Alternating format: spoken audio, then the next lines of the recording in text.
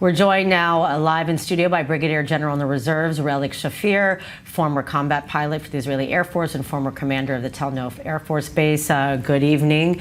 It's hard to watch, you know, the emotions of what the families are going through, still not having answers. And now, in light of what happened today with the ICC, is there any hope that we could get a deal on the table, you think? Well, it doesn't look likely in the near future.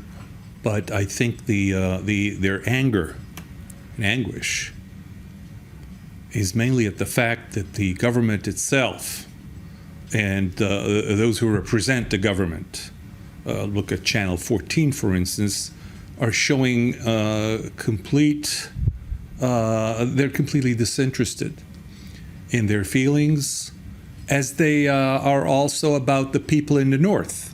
None of the government personnel or members of the coalition, other than Benny Gantz and his people, have visited the north, talked to people, got their energies, dissipate their negative energies, and certainly not people from the Gaza Strip and from the kibbutzim and the families of the hostages. So they feel as if the government doesn't care.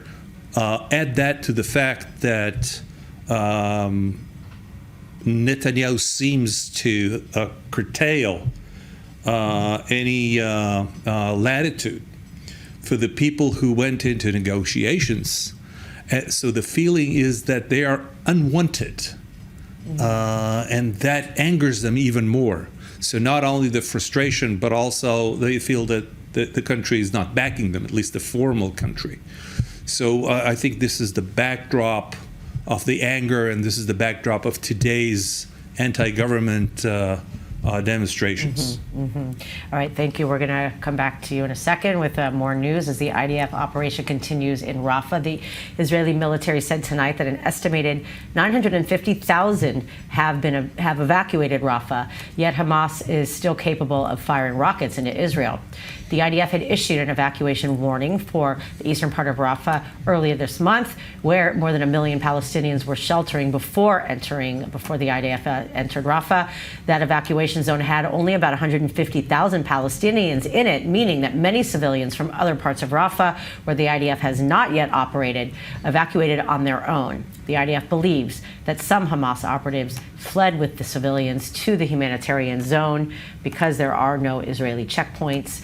300,000 to 400,000 civilians reportedly remain in Rafah, mainly in the coastal area. The IDF says more than 130 gunmen have been killed by troops so far amid the operation in the eastern part of Rafah. We're back here again with Brigadier General in the Reserves, Relik Shafir. More on that. That's quite a number, because we've been talking months about coming up with a plan to evacuate them, and now we're finding out that it seems that, you know, almost 1 million have evacuated.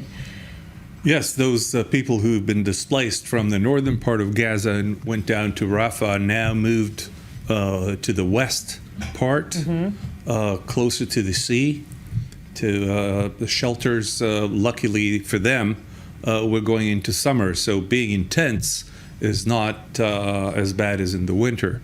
But that clears the area for more aggressive pursuing of Hamas terrorists in the tunnels. And this is what the IDF is doing now, being very careful with the Egyptians because of the uneasy situation where we uncover tunnels that go into Egypt and the Egyptians supposedly didn't know about.